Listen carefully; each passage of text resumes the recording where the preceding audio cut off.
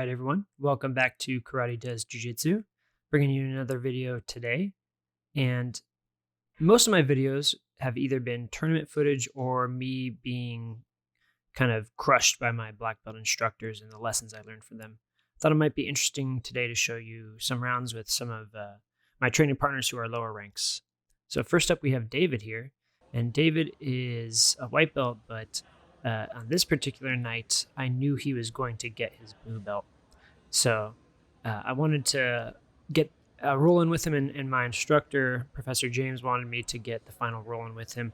This is right before the class ended and right before he received his promotion to blue belt. So jumping into the round itself, I hit him with a De La Riva sweep, and I look to immediately disconnect his feet from my hips. I do a Toriando pass one direction, switching to the other side, and I look to turn his knees and his frames away from me. I'm leaning a little far forward, but I stabilize here, and notice how I block his hip with my left arm. This is because David is pretty flexible and is going to look to get that knee in.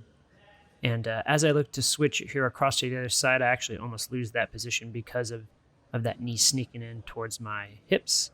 But I do block it again and look for knee on belly. From here, I notice his arm is exposed, but David does actually have an injury on his right arm. So getting that Kimura grip, I felt was not in the best interest of my training partner. So I actually switched to his left arm instead, get him in north-south, and look to disconnect his grip. Of course, I'm going slowly. We got to protect our partners, especially if we're higher rank, rolling with lower ranking partners. But David's a smart guy, and he taps as soon as he's in danger there. We reset, and I sit to guard, letting him working on his passing. Getting his collar, I'm looking for a De La Riva on the other side now. David's doing a good job of controlling my right foot. That's a good idea for him. And he sits back, disconnecting my De La Riva hook, so he's in a pretty good position. I do have his arm exposed here, and I'm looking to free my right leg because I want to switch to the other side and get that arm bar. So one thing David could work on is making sure that when someone has a grip on his arm, that he's aware that that arm is in danger. And our coach in particular, James in the background there, is a master at just finding arm bars from everywhere, so that's a hard lesson I had to learn over the course of years. David is trying to use his speed to pass my guard, but he doesn't have any grips on my pants, so he's never going to be able to move faster than I'm able to turn and face him. And once again, I pull him into a guard here, this time single leg X. I've been looking more and more at finishing and improving my leg attacks. So I see a heel exposed there. Just from my own training, you saw that I was looking for that heel hook a little bit. But really, I'm just playing with single leg X here and eventually want to get my ankle lock. So Professor James in the background is kind of coaching him through this. David's doing a good job of making sure I can't turn all the way belly down, but I do manage to finish and get the tap. Our coach comes in and kind of explains a couple of details here. I can't remember exactly what he was saying, but I think a lot of it was actually going back to the passing and making sure that he gets grips on my legs. David is saying that I always manage to establish a guard. So just a dialogue there on what he can do before he gets into those dangerous positions, and that's something we're constantly working on. It's also the benefit of a club like ours, where it's a smaller class and we get to have our coach watching over a lot of our individual rounds and giving us that immediate feedback. And like I said, David got promoted this night, so we're really happy for him. He worked super hard, and he definitely earned this promotion. He's a guy that has been training even with essentially a torn shoulder and has been coming week in and week out. Super dedicated guy, working hard for that blue belt, and I'm happy that he's one of my training partners.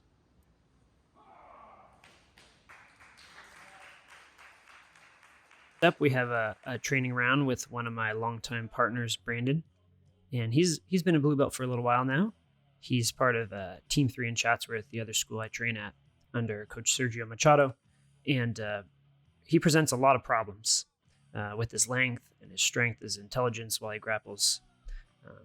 But one thing that I did manage to catch him with is that arm drag. He recovers nicely and is looking for De La Riva. I play De La Riva a lot, so I'm pretty comfortable here.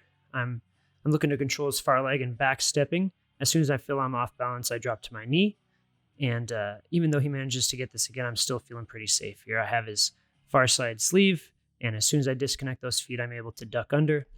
And once again, I'm looking to turn his frames away from me. He does have my sleeve and wrist trapped. So similar to spider hook, I want to circle my hand out here. And you see how I turn that palm up, and I'm trying to essentially really put stress on his grip. And I'm just playing a patient game here. I know that time is on my side. I have the top position. Eventually his grip is going to give out here. And as soon as it does, we're looking to attack. I get a little greedy with that far side hook, but manage to sit back enough that he doesn't dump me forward. Brandon has very good defense when it comes to turtle, not letting hooks in. It's something we work in particular at Chatsworth with Coach Sergio. So it's something we worked recently within the past couple of weeks, and you can see that Brandon is doing a good job, especially when he feels my weight off of him. He turns into me. I am able to follow. I maintain a grip on his legs there to control his ability to bring his knees in, and I'm settling in. Notice how I switch my hips one way or the other, just depending on where I feel that pressure. And my next goal is to fish my arm through and block his hip again, as you saw in my previous round against David. With these flexible guys, this helps control their ability to bring their knee into that space between us and therefore recover their guard.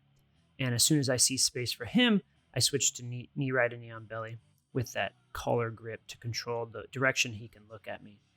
He is doing the right thing there, which is having some urgency in his movement, so I can't just establish my knee on belly and therefore attack him. And we're in this kind of half turtle position with him facing away from me. Now, everyone at this point knows that I'm going for collar attacks. So you see his first priority is just to protect his neck. They all know that that's what I'm looking for. So I've been having to work on some various attacks here, which is the beauty of training with people consistently is when they learn your tricks, you have to find new tricks. And one of those is for me to knee cut through into mount. Notice that I controlled his elbow to establish the position. But he's doing the right thing with just framing his elbow in. I'd like to see him drop those legs to the ground, which he's doing now. But once again, I control that elbow and I'm able to get that mount position solidified. I notice that he's leaving space free on his neck. So I sneak in an Ezekiel. And that can be the danger of framing on the legs and the hips. And although it is the smart thing to do to kind of recover from mount, you do have to also be aware that your neck could be exposed there. So after kind of talking about what just happened, we slap in for the next round. I do hit him with a really quick armbar here. That's hard to see, but Brandon goes for my collar. He's going to stand up and try and pass, but when he's grabbing my collar, he's a little too high, which allows me to swing my leg through and get him with this armbar. Which was kind of funny. We were both laughing about it.